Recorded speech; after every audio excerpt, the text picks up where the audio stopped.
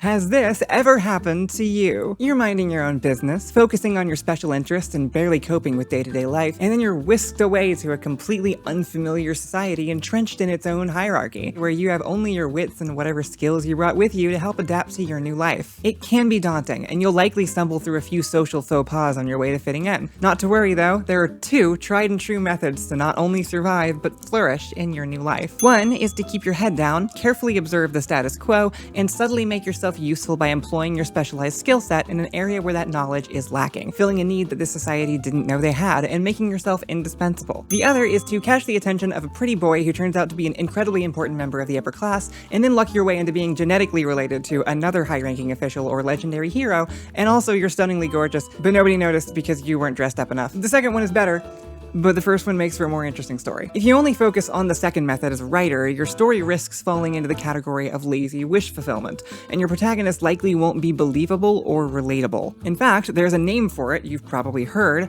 a Mary Sue. Making your character's life too easy for the sake of the plot is a common pitfall that all writers have to try to avoid, and even if you're just trying to write someone who's cool and complex, you can easily wind up with a Stephen Moffat character if you're not paying close enough attention. That chosen special girl stuff is all good fun, but we want to be respectable writers, remembered for our nuanced, relatable characters. Best to stick to the basics and make someone grounded and believably intelligent who navigates the complexities of their new circumstances with only their established skill set. I mean, theoretically, you could do both, but I don't really know how that would work. One version inherently nullifies the other because the second you start giving your protagonist a free pass, then all of her intelligence and hard work become irrelevant. I'll have you know all my plans are super interesting.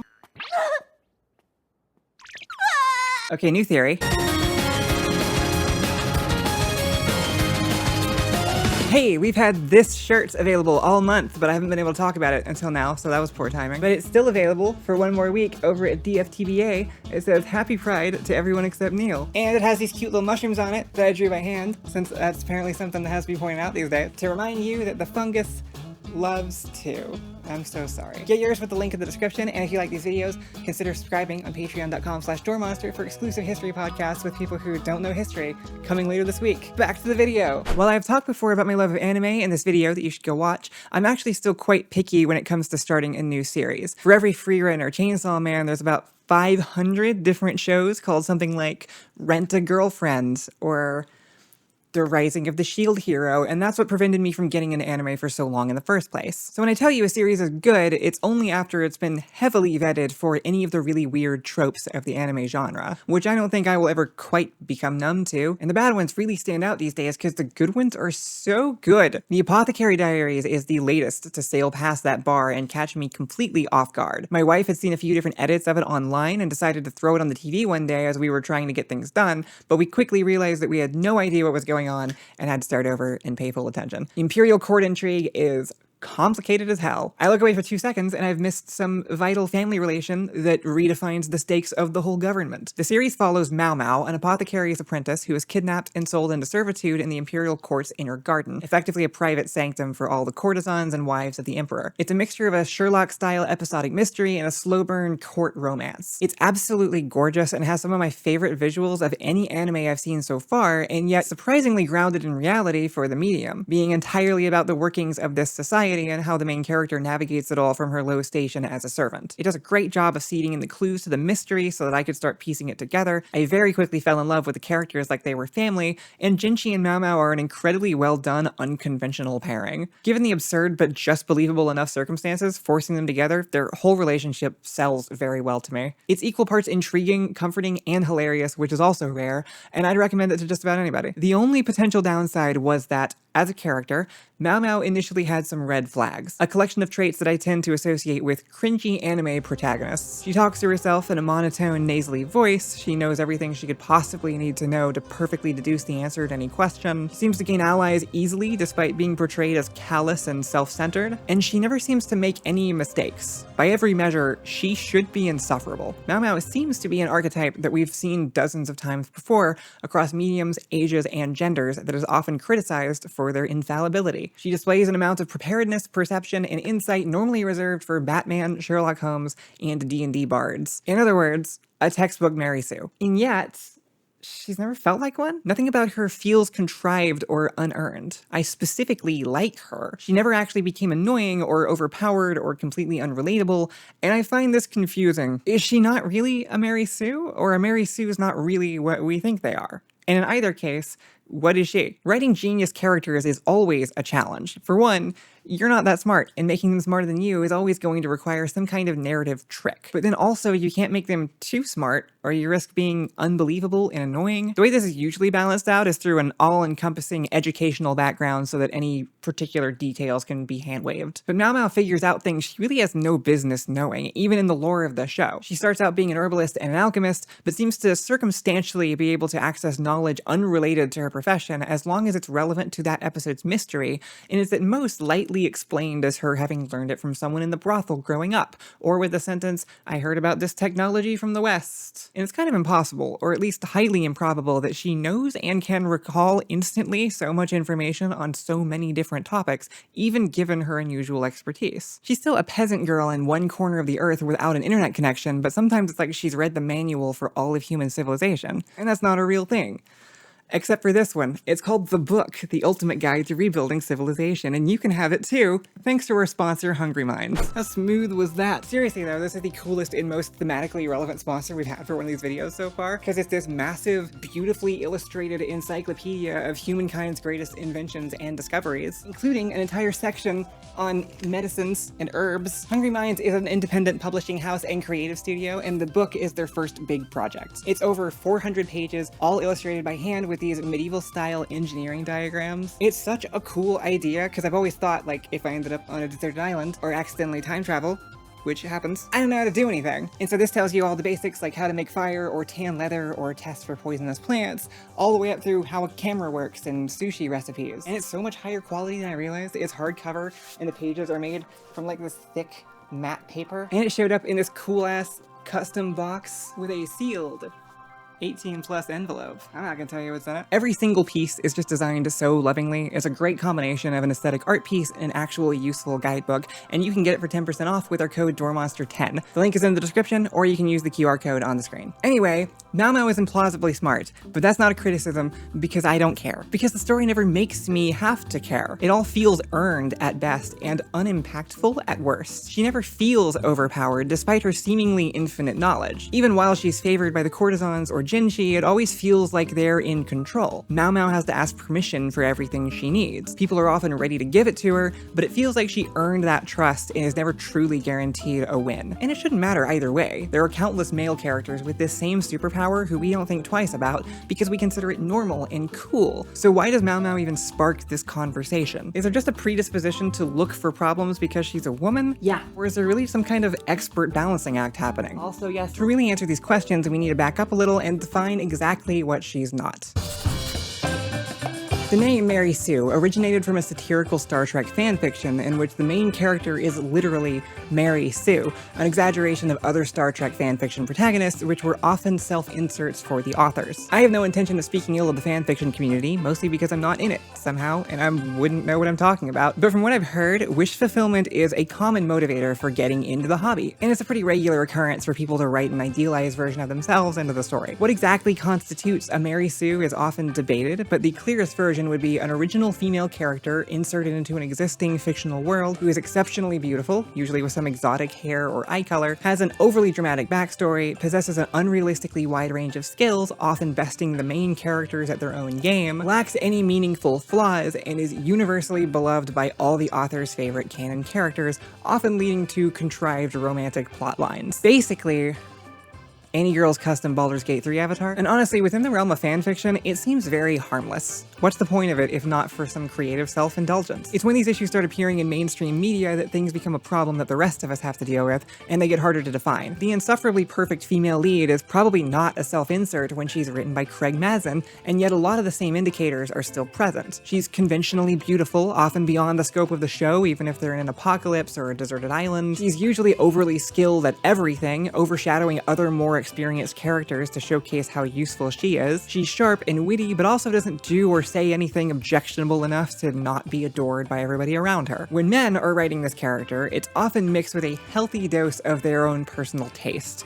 And then it's defended with, what, you don't like strong, smart, sexy women? Cause I guess I'm just too much of a feminist. So why do you write these strong female characters? Because you're still asking me that question. I did a video about this kind of guy that I would broadcast to everyone on Earth if I could, but regardless of who creates them, a Mary Sue is identifiable by the disconnect between them and their world that throws off the whole vibe of the story whenever they're on screen. At its core, the issue isn't even innately gendered. It can happen accidentally just by writing a powerful enough protagonist without understanding how the rest of the world should realistically respond to them. The simplest way to describe a Mary Sue, as we'll be using the term for the rest of this video, is a character who does not have to negotiate with their world to get what they want, because the world negotiates with them instead. It's not just that they are effortlessly talented, it's that everything in their story caters to them, even if it breaks previously established rules. Physics itself would bend to make sure they come out on top. Think Kate from Lost or Clara from Doctor Who. Rey from The Force Awakens is an easy example. She's introduced as being in a similar situation to Maomao, a scrappy survivor with a specialized skill set, tackling life day by day before it's interrupted by a greater force. But instead of having to carefully measure her response and navigate this new world by showing us and others the value of her established experience, she's just handed random plot-relevant opportunities to succeed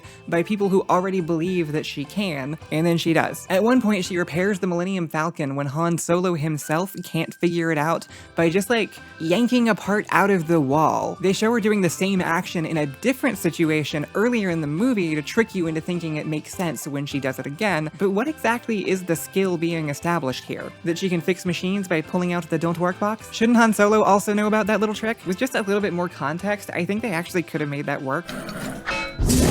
Yeah, the boiler in this baby is a Humac model P54. Thank you very much. Shut up. But they didn't actually care about establishing what she can do. They just wanted to tell you she's impressive by having her immediately win the favor of a notoriously hard to impress established character. It's lazy writing. And then she also flies the Falcon nearly perfectly on her first try, and she beats a well-trained Force user in her first ever lightsaber duel, and all just because she's the main character. She gets to show up to this well-established universe and take the spotlight. That's a Mary Sue. An interesting counterexample is Katniss from the Hunger Games, who is bad at almost everything except for shooting arrows and killing presidents, but is propped up and supported by all the other characters in her world as part of the plot. The story itself isn't elevating her to an unrealistic position. Instead, it's the powers that be within this world who are artificially keeping her afloat, inflating her image to use her as propaganda. And the delicate balance of that situation is what drives her entire conflict while she just tries to survive. It's really all about how the world responds to them. Even if they're overpowered for their setting, that can be written believably. Claire Beecham from Outlander might be the perfect anti-Mary Sue because she enters her story fully equipped with all the same knowledge, intelligence, and skills as Maomao, but somehow squanders it all by having zero social awareness or tact and constantly suffers from her own decisions because this world does not accommodate her,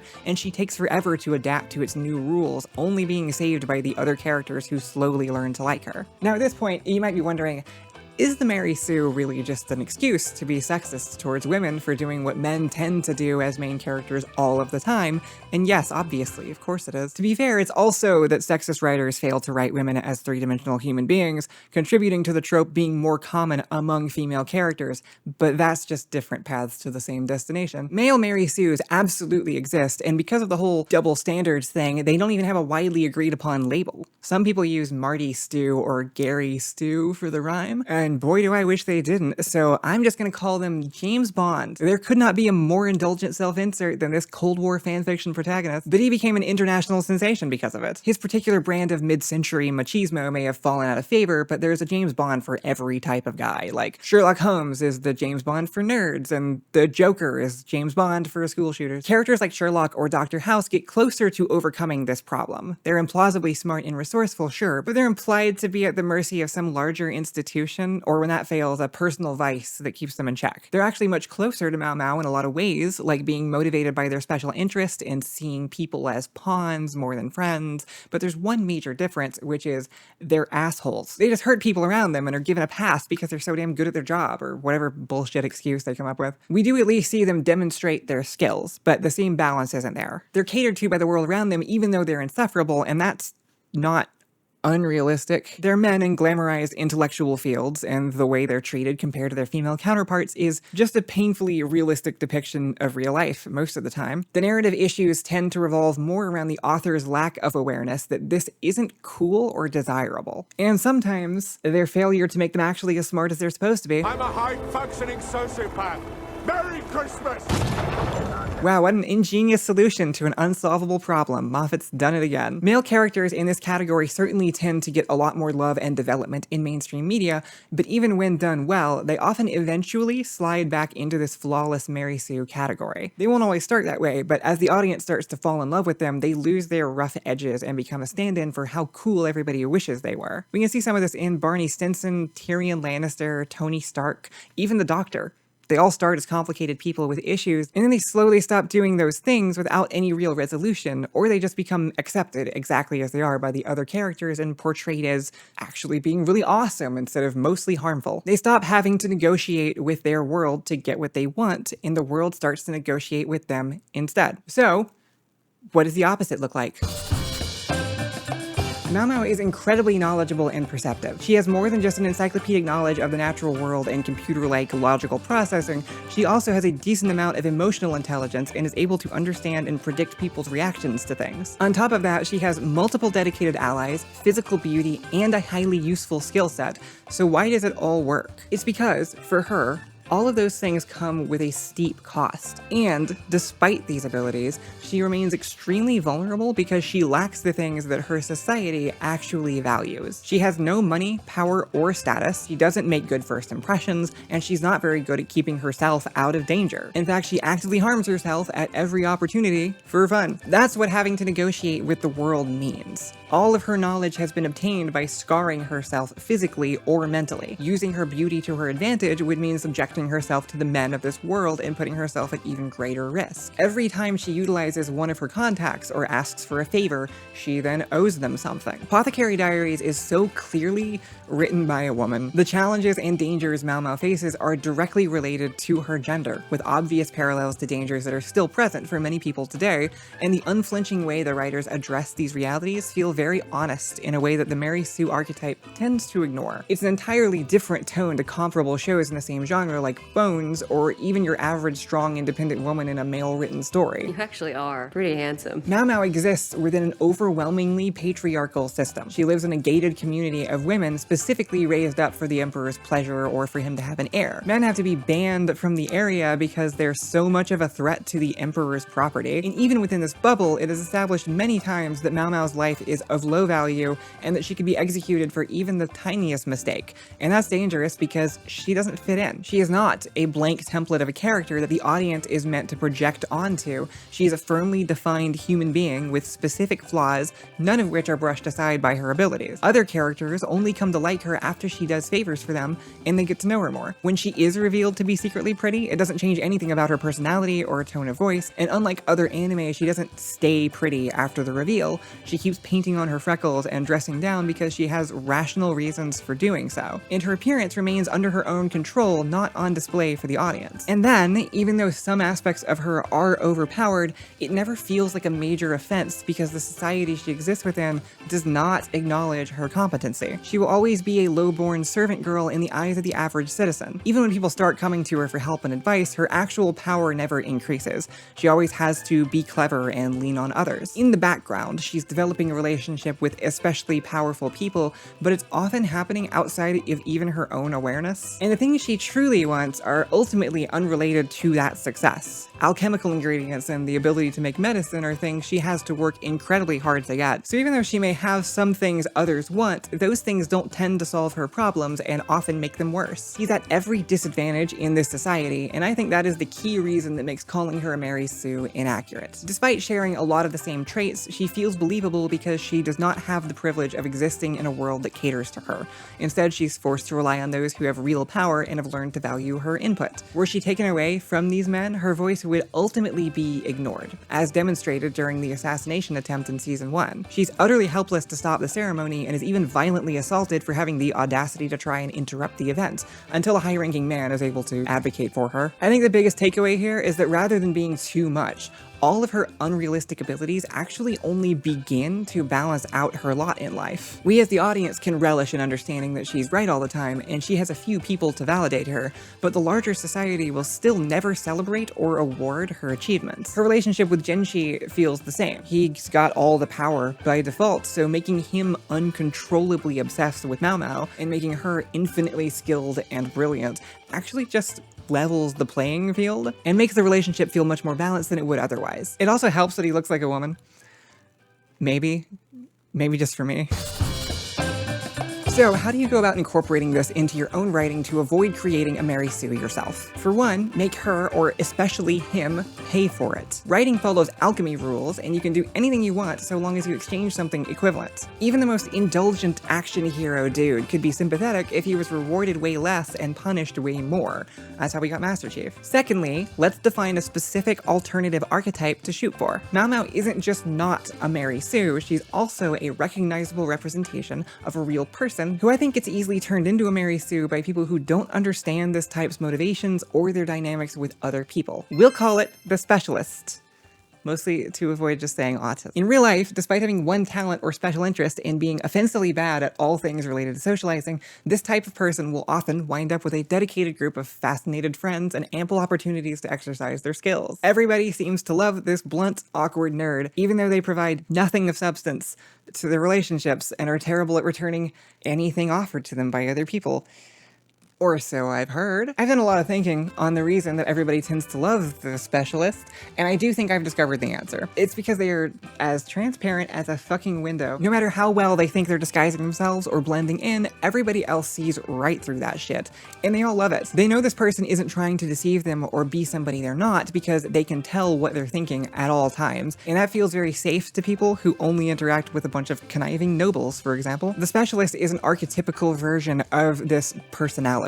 They're unique characters to write because they only do one thing, and then that thing gets applied as a solution to every problem. If they're accidentally good at socializing, it's only because they found a way to relate that back to their knowledge of poison or crime scenes or whatever. Maomao earned her friends because she drank toxic chemicals for them or made them aphrodisiacs or saved the lives of their infant children. There isn't a damn person alive who these things wouldn't work on, and she's over here having the time of her life. In conclusion, if you're worried you might be writing Mary Sue, first check to see if your world is bending to allow them to succeed. You want them to be adequately paying for the things that they want. And also check to make sure they don't have a bunch of disconnected skills that they're equally good at, because that's the unrealistic part. Instead, look for a way they can use their specific skill set for multiple purposes. It will make for a far more realistic person and a much more interesting story. And that's basically it.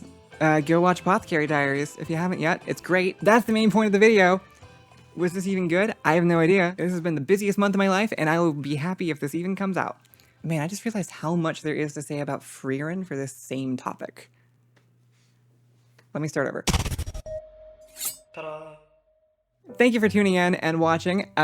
This one was a little bit shorter than usual, and that's because this month was a nightmare. I did release a Paradox sketch. If you haven't seen it yet, YouTube just buried it in everybody's subscription feeds, so if you're a sketch fan and missed that one, it's available. I'm gonna be doing one of these videos a month from now on, but they're going to be longer like the TADC video was. This one just got crammed in with a bunch of other stuff, but I still wanted to release something. Thank you again to Hungry Minds for sponsoring and for sending this to my house for free. Seriously, it makes like a great gift. Like it's just, everybody I've shown this to thinks it's incredibly cool. And you can also check out our Pride Month shirt and follow us on DFTBA if that's possible for future merch. We will be having more.